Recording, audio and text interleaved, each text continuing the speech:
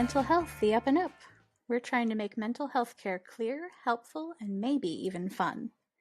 We're chatting with licensed therapists, but this is not therapy. These are simply thoughts and ideas for you to discuss with your own therapist and to help you on your journey of complete wellness. Hello and welcome back to Mental Health, the Up&Up. I'm Anna, your host, and I'm here with Geraldine Peterson, licensed mental health counselor. We are getting into the holiday season right now, and we know that holiday seasons come with a lot of major highs and a lot of major lows and a lot of just mixed feelings all in all. Mm-hmm. So we wanted to touch on some of those things. I know with Thanksgiving up here next week, we wanted to talk about difficult conversations. Yeah. Those ones you hem and haw over. Before we kind of settled on that, we were talking about potential subjects, and we brought up how to make choices, how to say no, boundaries, and they're like, yeah, that all happens around the Thanksgiving table. So let's try. Very much. Yeah. So, and Thanksgiving is the time that you see family members who you love, but don't see very often. So some of the things that happen are you're dealing with different, even if you all had the same belief system, you're dealing with different patterns of conversation or just different ways of doing things. And you notice this when you are cooking in the kitchen with, like Anna with Stephen. I assume you do that, and like you get behind each other or in front of each other, and you at some point you get into this rhythm. But when you're with another person, you're always bumping into them. You don't know each other's rhythm about when they're going to walk from the stove to the sink. And it's not something you do on purpose. It's just something that happens. You laughed. Now, do you and Stephen run into each other? We do not share the kitchen. When one of us is cooking, the other one leaves. We haven't gotten to the point of co-cooking yet. It sounds like an adorable idea, but we both have such very different methods. I think my methods make his eye twitch. Do you have an totally, if something pops into your head, I'd love to hear it. And if not, that's fine. Do you have something that you think fits like that with you and Stephen? Like where you guys know each other's patterns? Like, when you wake up, you're not going to spit on the other person when you're both brushing your teeth at the sink, because you kind of know who's next and when someone's going to wash their hands and who's making the bed. And we're definitely getting there. We're only almost 7 years married right at this point, so we're still working out a lot of those rhythms. Mostly where I see it is in thought patterns. Like, I'll be thinking entirely in my own head, oh, we need to do something about this. Go grocery shopping and buy that thing. And 20 seconds later, he'll say, oh, by the way, I was thinking we should probably go and take care of that thing that I was thinking about. And so I'm seeing more rhythms in that respect. As far as physical space,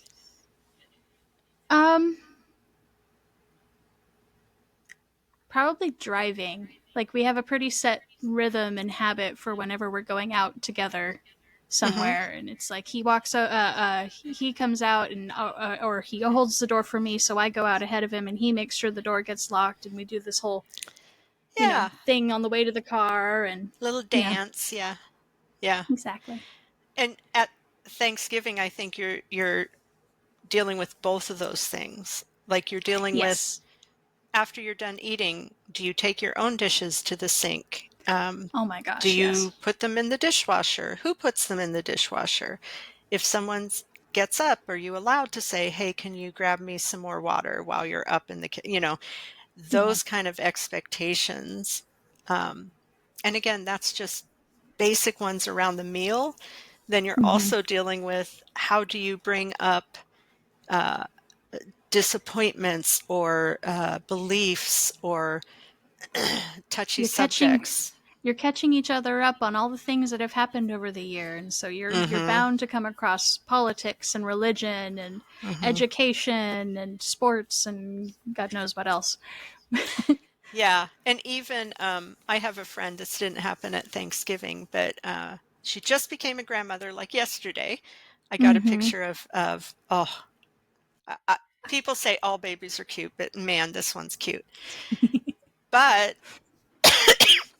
but she says she's asked her son several times, "Now, are you guys girlfriend, boyfriend, committed partners, planning on getting married, just friends sharing," like, Right. trying to be very, um respectful about how to ask it. And she said, she did 2 or 3 times, and then she says, I'm just not going to ask anymore because I have no idea. And they're clearly not telling me. So even things like that, you say to someone, like Yeah. I might say to you, uh, if, well, I might say to her, hey, do you think you'll ever be a grandma? If I Right. know that her son and that person are in a relationship.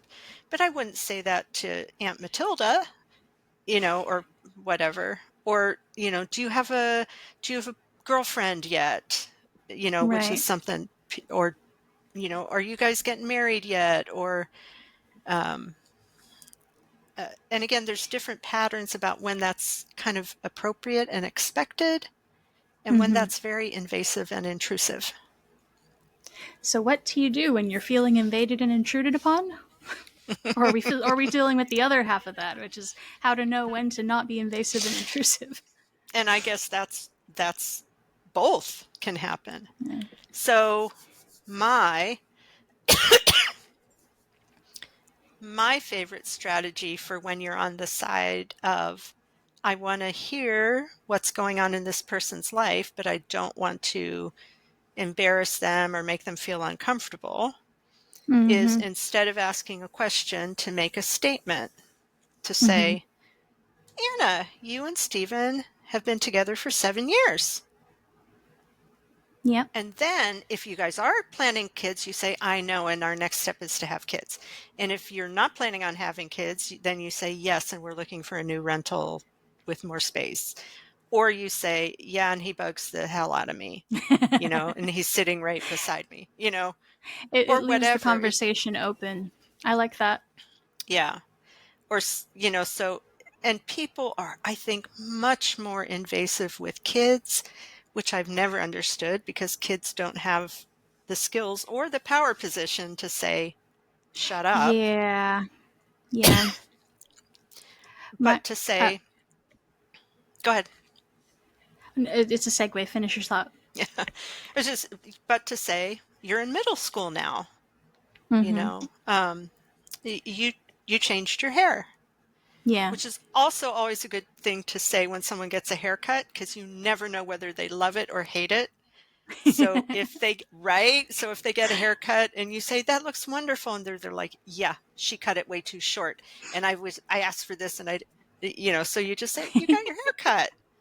And then they say, yeah, I hate it. Or, yeah. So again, kids, um, your mom said you painted your room a different color, Mm-hmm. you know, which is different than saying, gosh, you're growing up, you know. Yeah.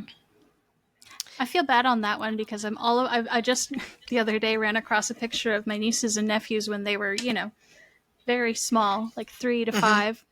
Hmm.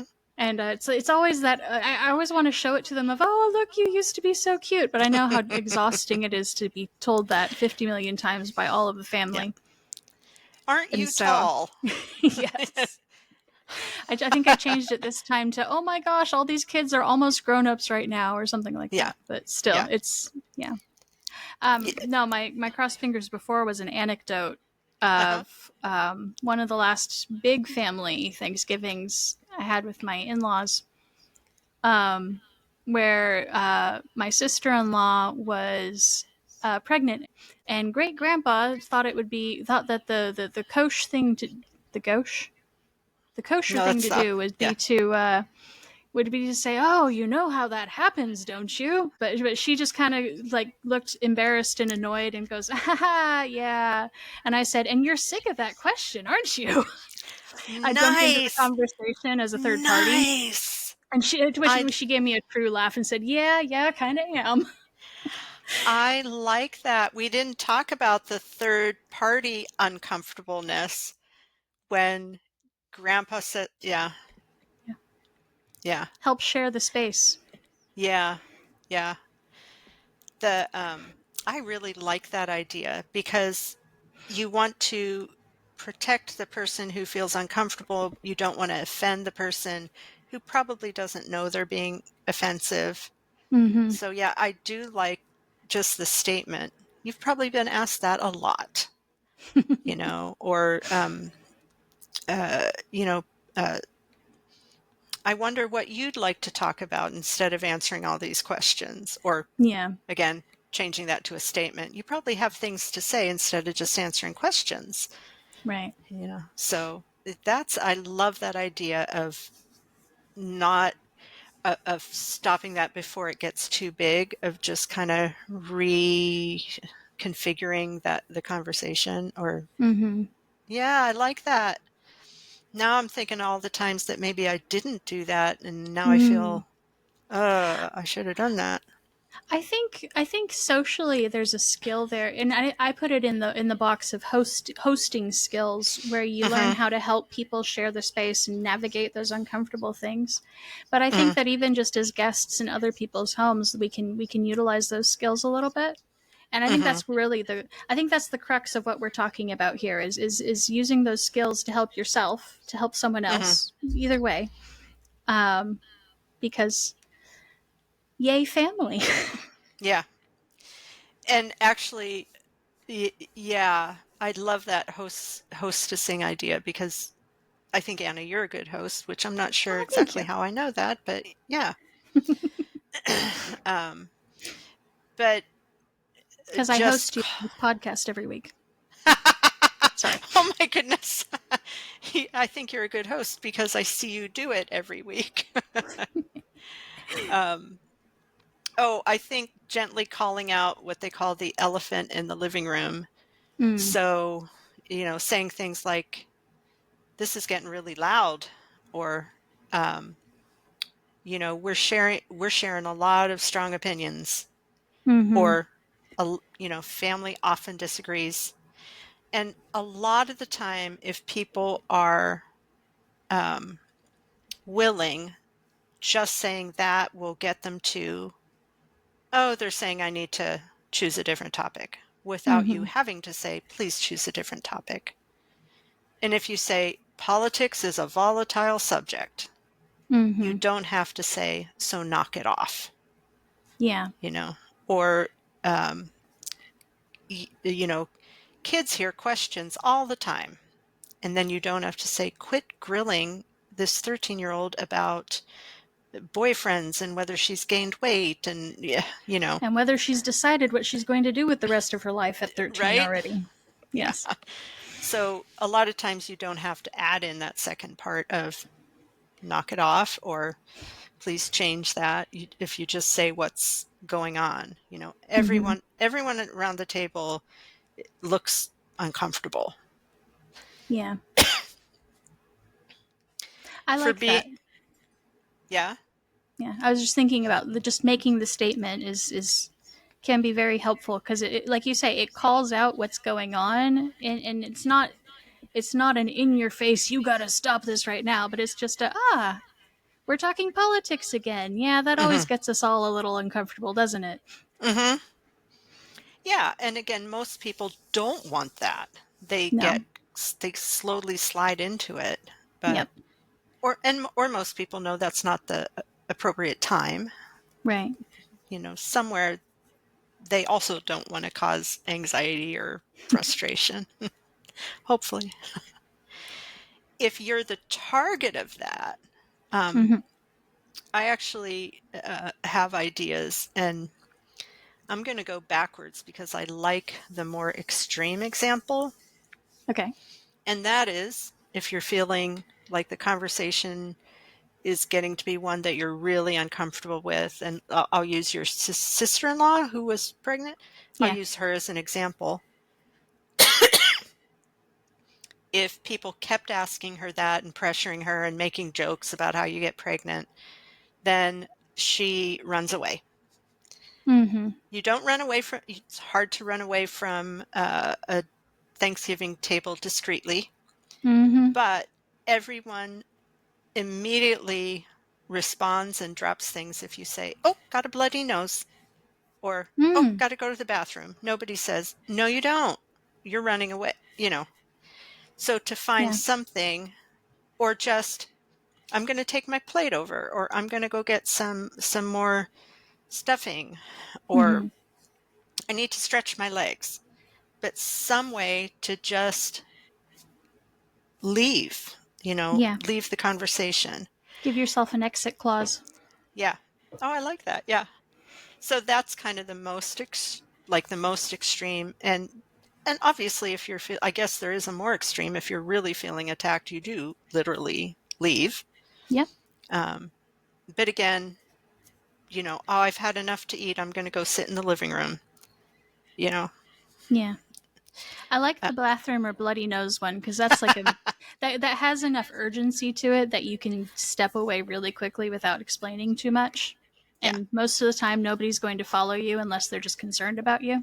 yeah. So, yeah. Uh, and you can do indigestion. I mean, there's a lot of things.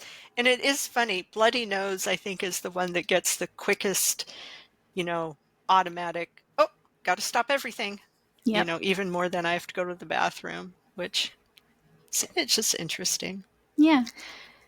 Uh, the other strategy I like is, if you know you're going to get into a situation where that might happen, to come up with a response that is pre-planned, because when we're under stress, we can't think straight.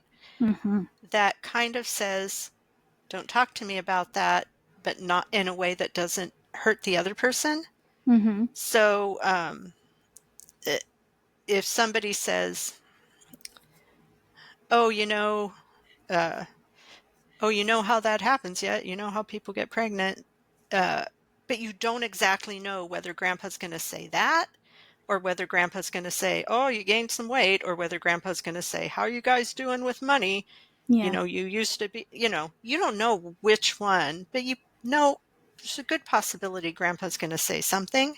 Mm-hmm. So to just pre-plan something, and that can be anywhere from, "I don't know how to answer that," or, "Boy, that's an interesting question." Mm-hmm. Um, but if you already have it kind of in your pocket, it's easier to come up with, Yeah. and it's a non-answer. Mm-hmm. And this is what politicians do all the time. You say, what are your thoughts on, you know, this war, or what are your thoughts on the economy? And they say, "Well, that's a really interesting question. Yeah. And my administration has thought about that a lot." And then they say whatever the heck they were going to say in the first Right. place. Yeah. So we all have seen that. And again, you can say, you know, uh, "I want to think about that, Grandpa," or, "I want to focus on my mashed potatoes, Grandpa." Mm-hmm. And again, it can be a big range, or it can Yeah. be, "That reminds me of a joke, Grandpa," and then tell a joke that has nothing to do with anything. Yeah. Um, and again, depending on your personality, your family, what you feel comfortable with, what you think might work, but your family, what might come up. Um, you can say, "I, instead of making a vow of silence, I made a vow of silence whenever politics comes up," or, I just made that one up. I like it. "I made a vow of silence whenever anyone asks me questions that make me uncomfortable," you know, but, I made it. Yeah, I like that one. Oh, I'm impressed by that one. Um, or you can turn it back around, pass the hot potato back, Mm-hmm. and say, "Well, Grandma, tell me how babies are made," you know? But That's a again, good one. some people wouldn't joke about that. Some people would say, "Grandpa, that upsets me," and be Mm-hmm. real serious. Some people would say, "I don't know, is it a stork? Is it uh, you know, I've heard something about storks," and again, it depends on I'm your sh- personality, your friends, I was sure but it was that's, those watermelon seeds. My goodness. Sorry. Oh, I'm thinking of something about jelly beans and someone thinking that I'm trying to. then There have been beans a would lot of grow. silly, yeah, silly myths like that. Anyway, Hmm. sorry, squirrel.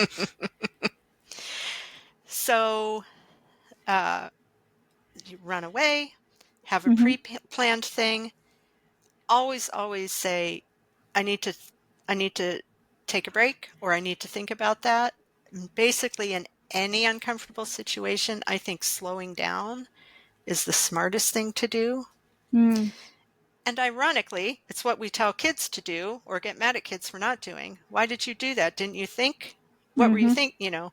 Take a deep breath, count to 10. Why didn't you count to 10? And then, I mean, it's good Yeah. advice. It's also really hard to do.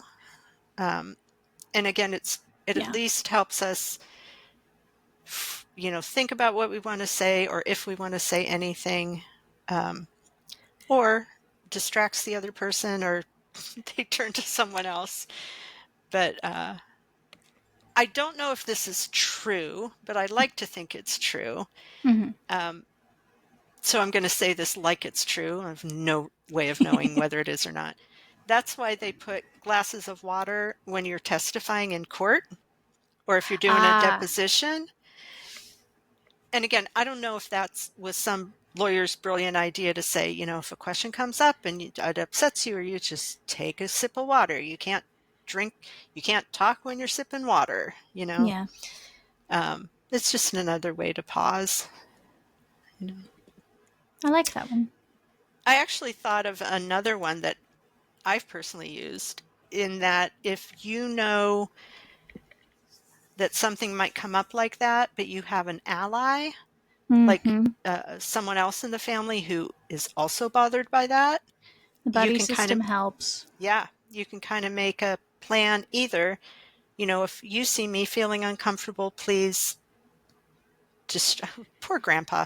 I'm blaming grandpa for everything. Please distract grandpa.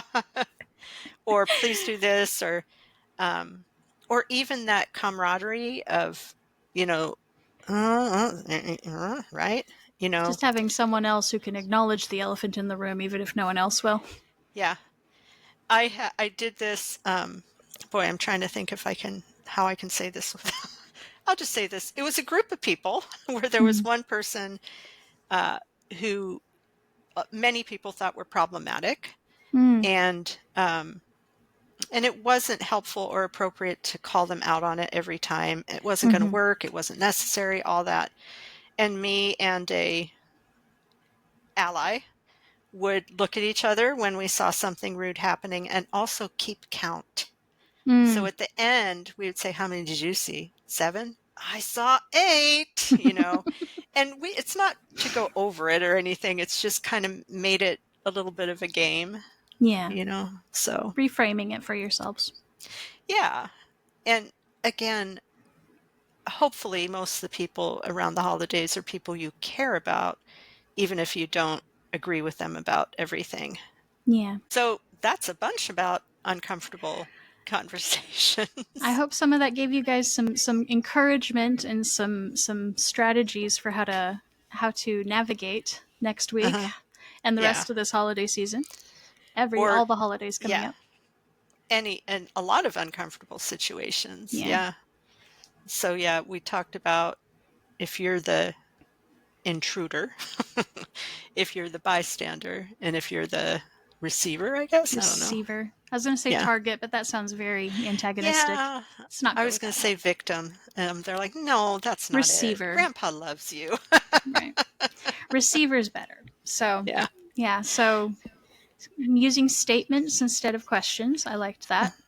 Yeah. I'm just trying to sum it up in my head. Preparing something is one of Preparing my something in favorites. Yeah. advance.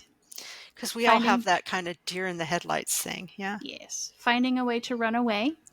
Hmm. Um, and I'm trying to think what too. was the last one? We just said it. It was great. Yeah, I don't know. Oh, having an ally. Oh, yeah, having an ally. So there's lots of little things. And of course, if you've come up with something else, do that too. Yeah, and share for the rest of us because we're still learning too. Yeah. always.